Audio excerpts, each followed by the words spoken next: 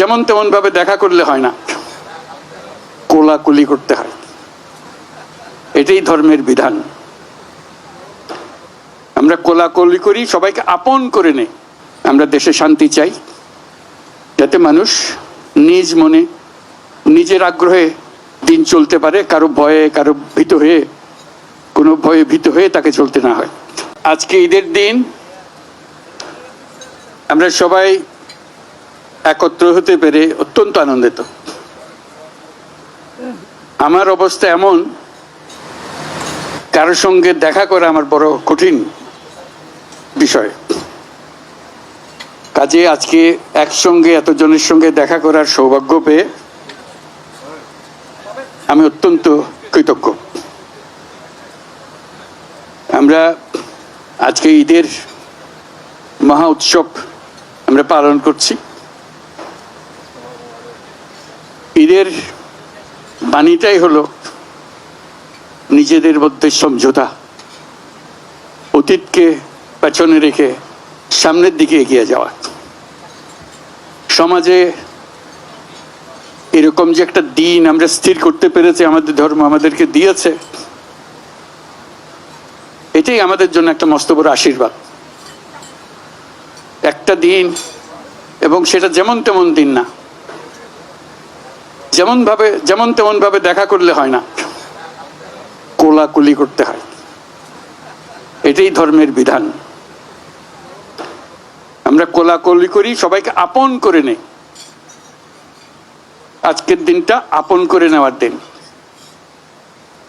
আমরা সেই বাণী আমাদের মনে ধারণ করে প্রত্যেকে যেন পরস্পরকে ধারণ করি।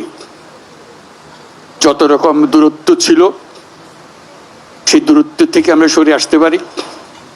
এটি সমাজের মঙ্গল, যে কোনো সমাজের মঙ্গল। সেই সমাজের মঙ্গল আমরা যেন আগ্রহ সহকারে নিজেদের মধ্যে আত্মস্থ করতে পারি। সেই জন্য এবারের ঈদ অত্যন্ত গুরুত্বপূর্ণ Eid,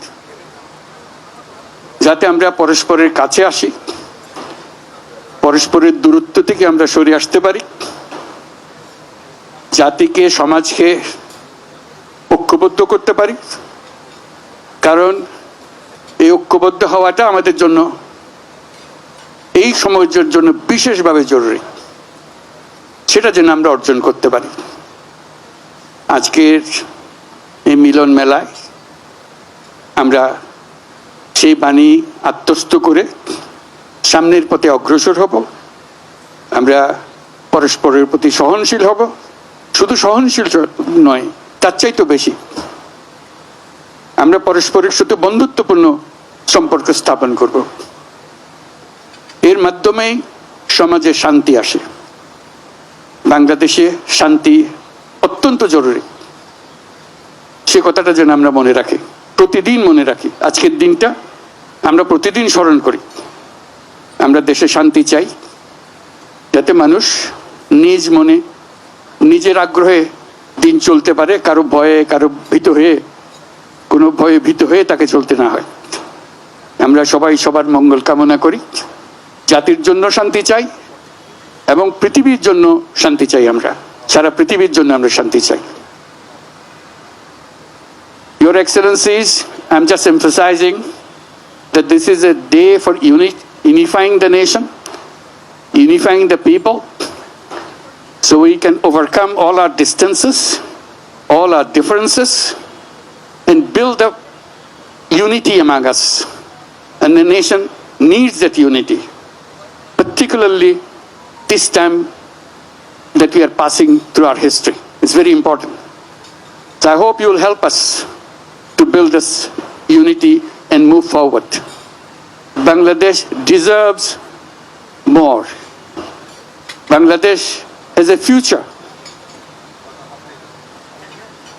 which has not been explored. We want to explore that. We want to make that future come true. So that's where it begins, unifying the nation, building the nation to move forward. Let's do that.